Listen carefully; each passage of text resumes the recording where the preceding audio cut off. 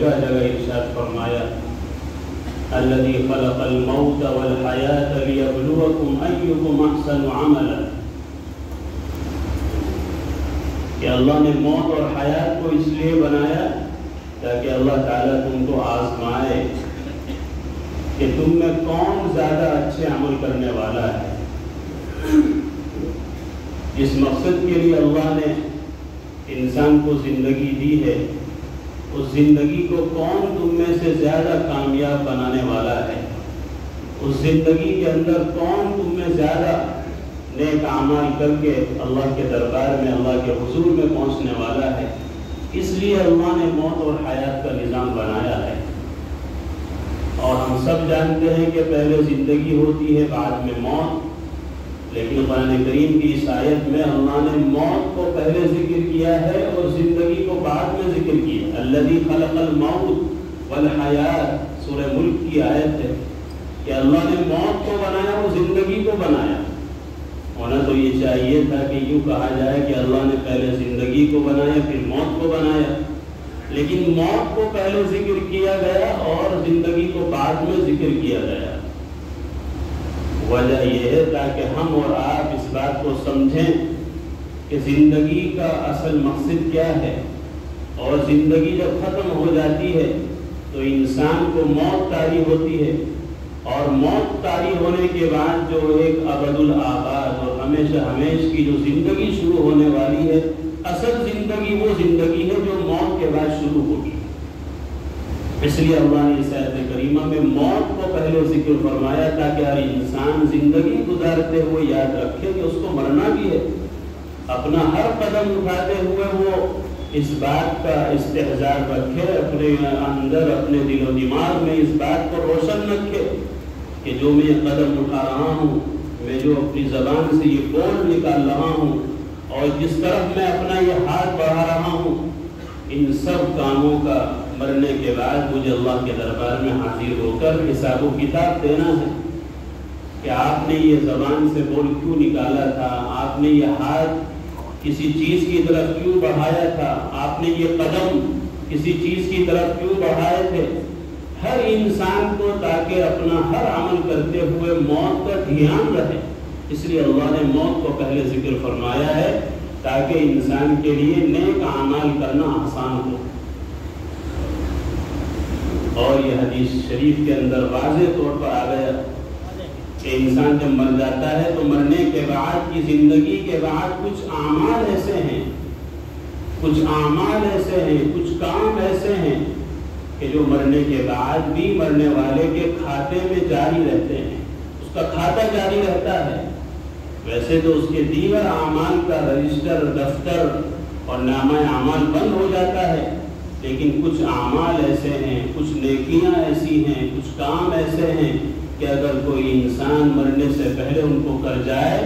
تو فرشتے اللہ کی طرف سے متعین اور مقرر ہے کہ وہ قیامت کی صبح تک اس کے نامہ اعمال میں ان نیکیوں کا ثواب لکھتے رہتے ہیں۔ اللہ کی کتنی بڑی رحمت ہے کہ جب انسان مر گیا تو بات ختم، لیکن اللہ نے ایک دروازہ ہمارے لیے کھول رکھا ہے کہ مرنے کے بعد بھی اگر ہم چاہتے ہیں کہ دنیا کی زندگی میں جو ہم سے کمی کوتاہیاں ہوئی ہیں، اللہ کے احکامات کو پورا کرنے میں جو کمزوریاں رہ گئی ہیں اور یقیناً رہ جاتی ہیں، تو ان کی پورتی کیسے ہو، ان کی بھرپائی کیسے ہو، ان کا تدارک کیسے ہو، ان کا تدارک کرنے کے لیے اللہ نے کچھ کام ایسے اپنی خاص عنایت سے بندوں کو دیے ہیں کہ مرنے کے بعد بھی جن کا ثواب بندوں کے کھاتے میں لکھا جاتا رہتا ہے۔ ان میں سے ایک بڑی چیز جس کا ذکر میں نے ابھی حدیث پاک پڑھ کر بھی کیا وہ علم دین ہے۔ اس کے بارے میں نبی پاک صلی اللہ علیہ وسلم کا ارشاد ہے طلب العلم فریضۃ علی کل مسلم، علم کا حاصل کرنا ہر مسلمان پر فرض ہے۔ اس طرح نماز پڑھنا فرض ہے، روزہ رکھنا، زکوٰۃ دینا اور ماں باپ کے ساتھ اس نے سلوک کرنا، حلال کمانا، حلال کھانا، اپنے اور اپنے بندوں کے اور اپنے ماتحتوں کے، اپنے بیوی بچوں کے حقوق ادا کرنا، اچھے اخلاق بنانا، اچھے معاملات اختیار کرنا، اچھی معاشرت اپنانا، اسلامی تہذیب و تمدن کے ساتھ زندگی گزارنا، جس طرح یہ سب چیزیں فرض اور واجب ہیں، ایک ایمان والے کے لیے اسی طرح طلب العلم، علم کا طلب کرنا بھی ہر مسلمان پر فرض ہے۔ ہم یہ سمجھتے ہیں کہ علم کا طلب کرنا بس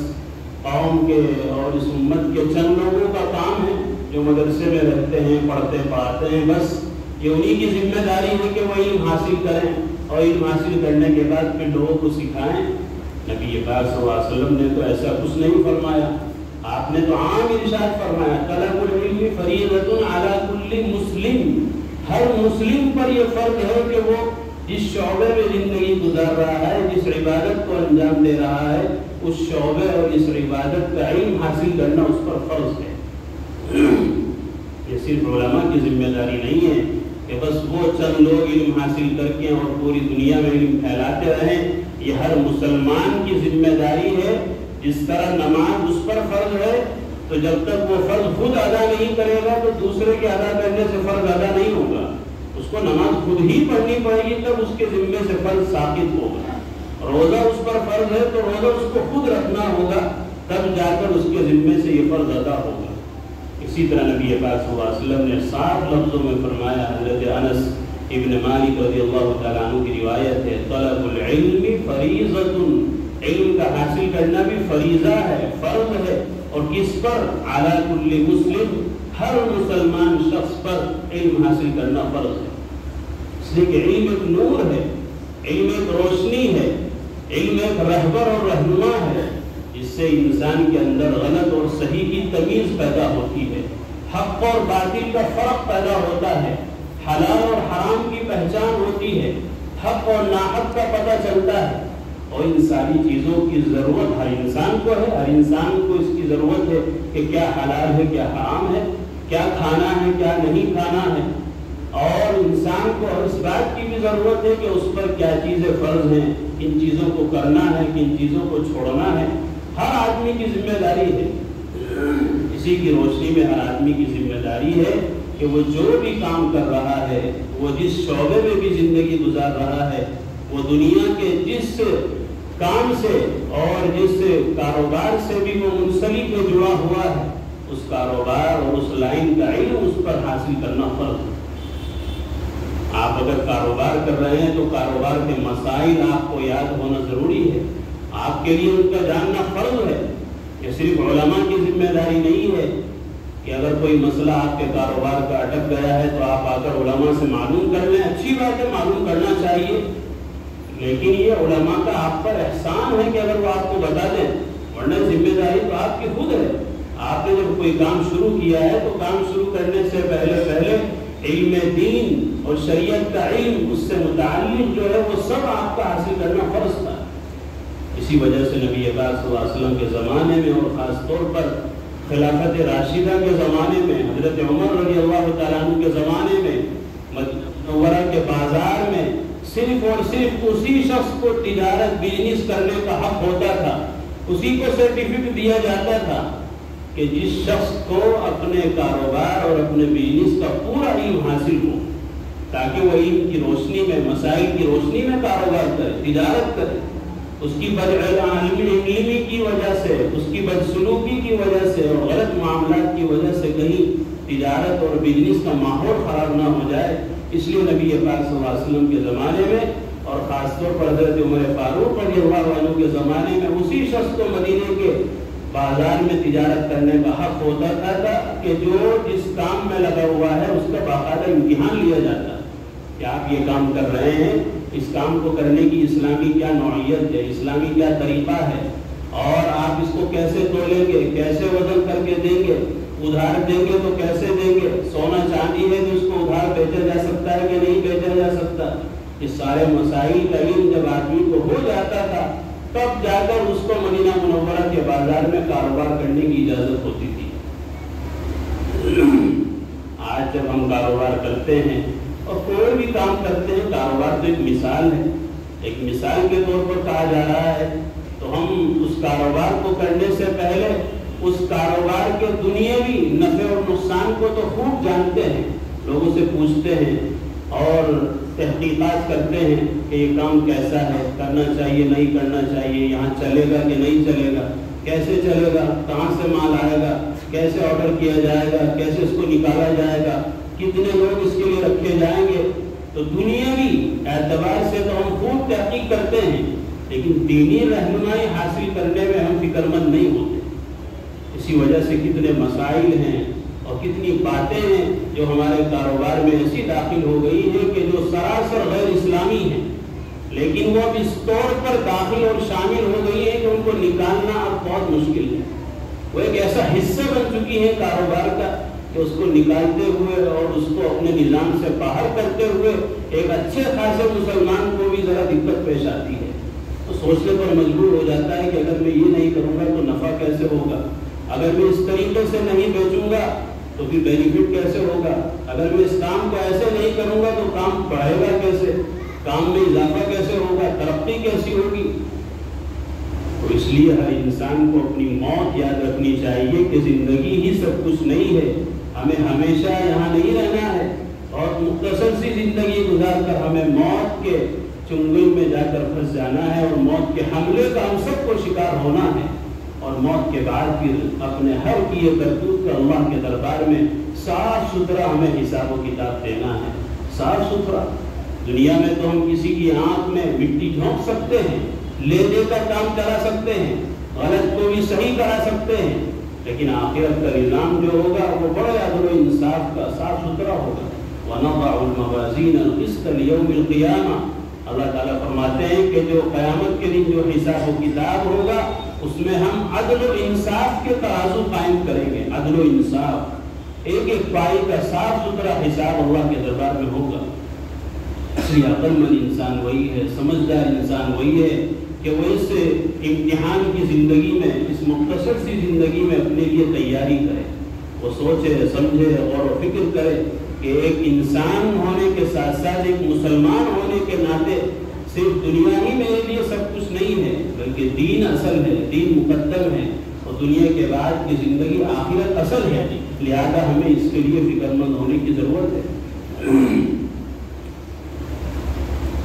इसीलिए नबी पाक सल्लल्लाहु अलैहि वसल्लम ने इल्म की अहमियत बतलाते हुए फरमाया, इज़ा मातल इंसान, जब इंसान मर जाता है, हर इंसान को मरना है, इनक़ता अन्हु अमलुहु इल्ला मिन सलास, तो उसका अमल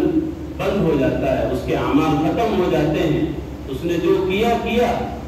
अब उसका कोई अजर व सवाब उसको नहीं मिलता। जब अमल नहीं तो अजर व सवाब का क्या मतलब, तो उसका अमल खत्म हो जाता है मौत से ही। लेकिन इल्ला मिन सलासतिन, मगर 3 चीज़ें ऐसी हैं कि मरने के बाद भी जिसका फ़ायदा और सवाब इंसान को पहुँचता रहता है। वो 3 चीज़ें क्या है? मिन सदक़तिन जारिया, एक तो सदक़ा जारिया है, किसी ने कोई काम ऐसा कर दिया कि जिससे उम्मत नफ़ा उठा रही है, फ़ायदा उठा रही है और वो कब्र में जा चुका है, हज़ारों साल हो गए उसको मरे हुए, लेकिन उसकी वो काविश, उसका वो कारनामा और उसका लगा वो दरख्त, वो पौधा, लोग उससे फ़ायदा उठा रहे हैं, फल खा रहे हैं, तो वो तो मर गया। लेकिन जितने लोग उसके सदक़ा जारिया से फ़ायदा उठा रहे हैं उन सब का जो सवाब को हासिल होगा ही, लेकिन मरने वाले को भी और उस दरख्त के लगाने वाले को भी उन सब के बराबर सवाब दिया जाएगा। सदक़ा जारिया में बहुत सारी चीज़ें आ सकती हैं, जैसे मस्जिद है, किसी ने मस्जिद बनवा दी, इसमें ताउन कर दिया, तो मरने वाला तो मर गया, लेकिन वहाँ सजदे हो रहे हैं, नमाजें हो रही हैं, दीन की महफिलें कायम हैं, इल्म की मजलिसें बरपा हैं, उन सब का सवाब सबसे पहले उस बंदे खैर, उस बंदे मोमिन के हिस्से में और खाते में लिखा जाएगा जिसने मस्जिद की बुनियाद रखी, जिसने मस्जिद के लिए तामीरी सिलसिले में ताउन किया। इसी तरह कोई भी काम, ये सिर्फ मस्जिद या मदरसे ही के लिए खास नहीं है। किसी ने कोई किताब लिख दी, आप देख रहे हैं कि किताबें दुनिया में लिखी गई हैं, पढ़ी जा रही हैं, कितना ज़माना हो गया। बुखारी शरीफ, इमाम बुखारी रहमतुल्लाह अलैह ने बुखारी शरीफ लिखी, कितना ज़माना हो गया। ना वो हमारे रिश्तेदार हैं, ना हमारे कुछ लगते हैं, उसके बावजूद भी उनकी किताब दुनिया भर में पढ़ाई जाती है और बड़ी फख्र से उसको देखा जाता है। ये सदक़ा जारिया है। इमाम बुखारी रहमतुल्लाह अलैह की पैदाइश सन 194 में हुई और 256 में हज़रत का इंतकाल हुआ, 256 हिजरी में, और आज देखिए क्या चल रहा है, 1444 हिजरी। कितना लंबा ज़माना बीत चुका है, मरने वाला लिखकर मर गया, लेकिन उम्मत उनकी किताब से फ़ायदा उठा रही है। तो सारा सवाब और ये उम्मत की खैर اور یہ جو نیکی اور یہ جو خیر اور بھلائی ان کی کتاب کے ذریعے سے پھیل رہی ہے، سب سے پہلے ان کو ثواب پہنچتا ہے۔ ابھی ہمارے قریب کے زمانے میں حضرت شیخ الحدیث مولانا زکریا صاحب نور اللہ مرقدہ ہمارے آپ کے کوئی رشتہ دار نہیں ہے، کوئی تعلق دار نہیں ہے،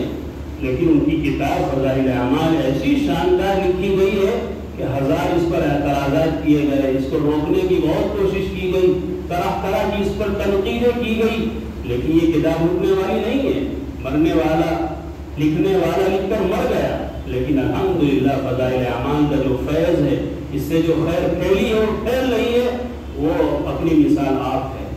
اسی طرح اور اپنے اکابر کی زندگیاں اٹھا کر دیکھ لیجئے کہ وہ مر گئے ہیں لیکن ایسا علم چھوڑ گئے ہیں، ایسا صدقہ جاریہ اپنے پیچھے چھوڑ گئے ہیں کہ لوگ ان کی نیکیوں سے فائدہ اٹھا رہے ہیں اور وہ وہاں جنت کے مزے لے رہے ہیں۔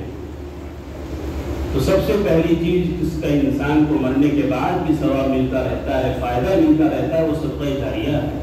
لہٰذا ہمیں بھی فکر مند ہونا چاہیے کہ کوئی ایسا موقع اگر اللہ تعالیٰ ہمیں نصیب کرے اور جس حیثیت سے بھی اللہ ہمیں قبول کرے تو ہمیں ایسے کاموں میں ضرور شریک ہونا چاہیے، ایسے کاموں میں ضرور ہمیں اپنی حصہ داری کرنی چاہیے، جس سے کہ مرنے کے بعد وہاں کی زندگی ہمارے لیے راحت کی زندگی ہو۔ دوسری چیز کہ مرنے کے بعد بھی جس کا ثواب انسان کو ملتا ہے، او علم ينتفع به، نمبر 2 وہ علم ہے کہ جس سے لوگ فائدہ اٹھاتے رہیں،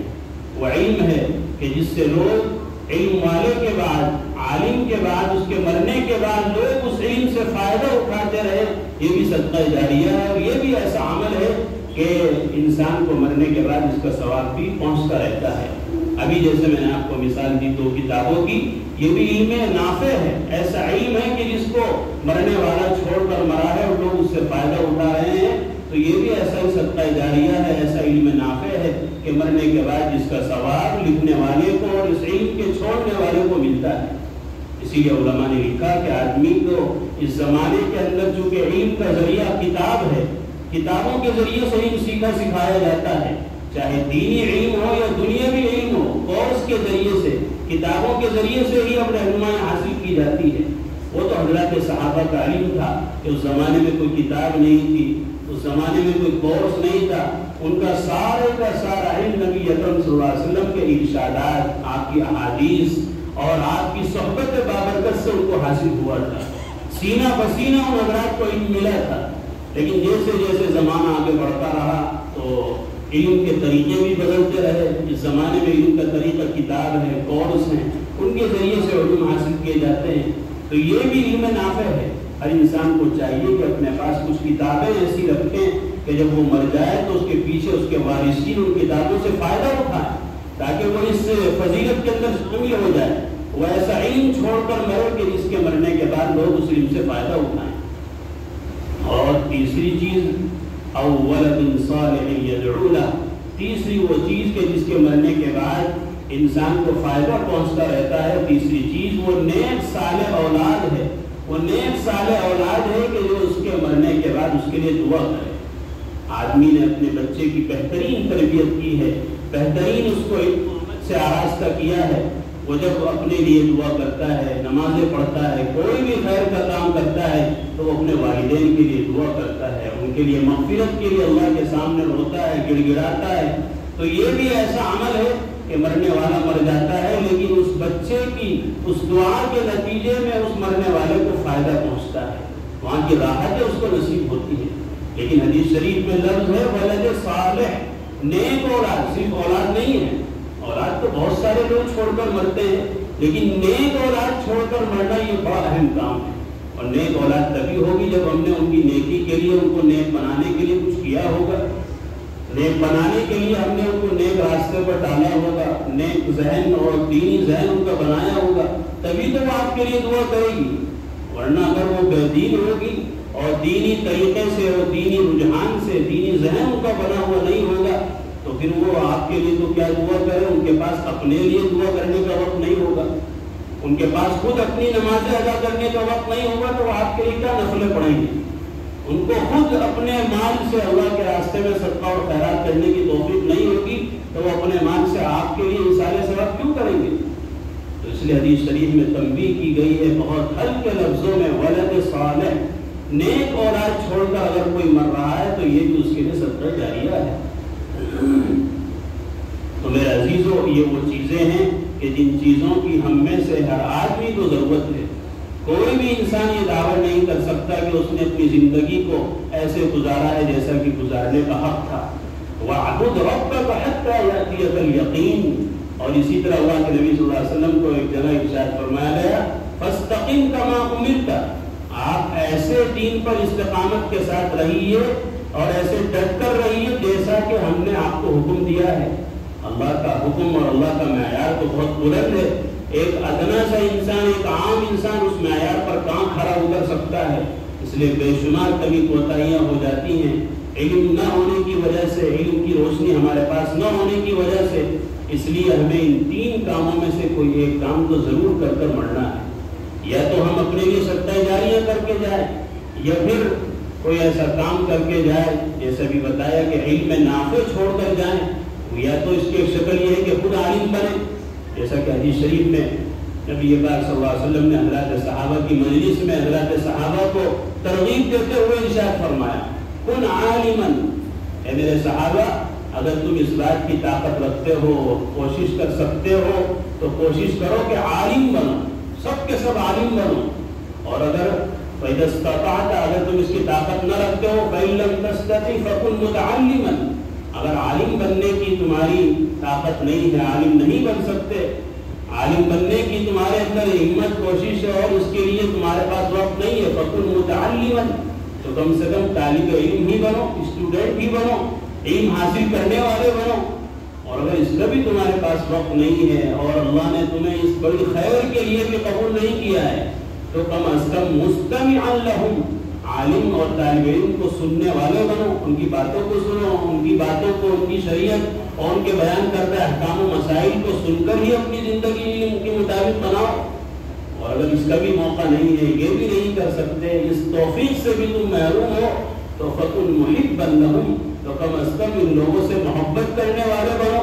کہ جو عالم ہیں، متعلم ہیں، یہ دین کی مجلسوں میں شریک ہونے والے ہیں، دینی محنتوں میں وابستہ ہیں، دینی محنتوں سے، دینی لائنوں سے جڑے ہوئے ہیں، علم کی مجلسوں سے جو لوگ جڑے ہوئے ہیں، کم از کم ان سے محبت تو کرو، ان پر اعتراضات تو نہ کرو، ان کی ٹانگیں تو نہ کھینچو،